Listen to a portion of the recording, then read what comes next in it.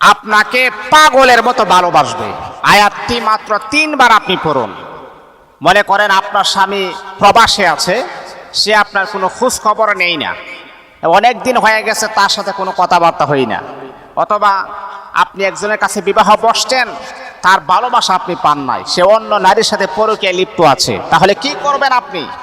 মা বোনদেরকে আমি বলবো, টেনশন ডিপ্রেশন পেরেশানি করে কোনো লাভ নাই, কোনো ফায়দা হবে না।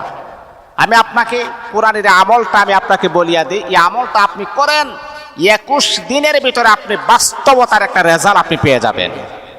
মাত্র আপনি এই আয়াতটা পড়বেন। আপনি আপনার স্বামীর ছবি যদি আপনার কাছে থাকে, ছবিটাকে হাতে নিয়ে এই কোরআনুল কারীমের এই আয়াতটা মাত্র 3 বার আপনি পড়বেন, দেখবেন আপনার স্বামী আপনার প্রেমে হাবুডাবু খাবে, সে আপনাকে আগের চাইতো তুলনামূলকভাবে আরো বেশি ভালোবাসবে।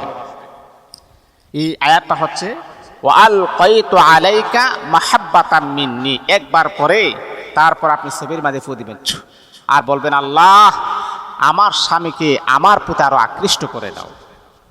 আবার পড়বেন ওয়ালকাইতু আলাইকা মাহাব্বাতাম মিন্নি, আবার ফু দিবেন আর বলবেন, আল্লাহ আমার স্বামীর যে অবৈধ রিলেশন আছে এগুলাকে দূর করে দিয়ে আমার প্রতি তাকে আকৃষ্ট করে দাও।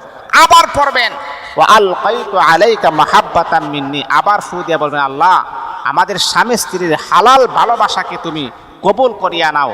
আবার দুরূদ শরীফ পড়বেন 3 বার, ইস্তেগফার পড়বেন 3 বার, আল্লাহ পাকের কাছে রুনাজারি করবেন, মুনাজাত করবেন, কান্নাকাটি করবেন।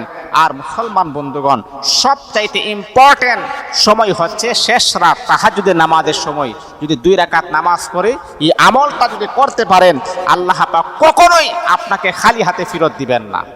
এই আমলটা আপনি করেন, আমি আপনাকে বলছি। যদি আপনাদের দোয়া যদি কবুল না হয়, যে নিয়মে আমি আপনাকে বলছি 5 ওয়াক্ত নামাজ পড়বেন, শেষ রাত্রে তাহাজ্জুদের নামাজ পড়ার পরে আল্লাহ পাকের কাছে আপনার হালাল ভালোবাসার স্বামীকে আপনি চান, আল্লাহ কখনো তার বান্দাকে ফিরিয়ে দিবেন না।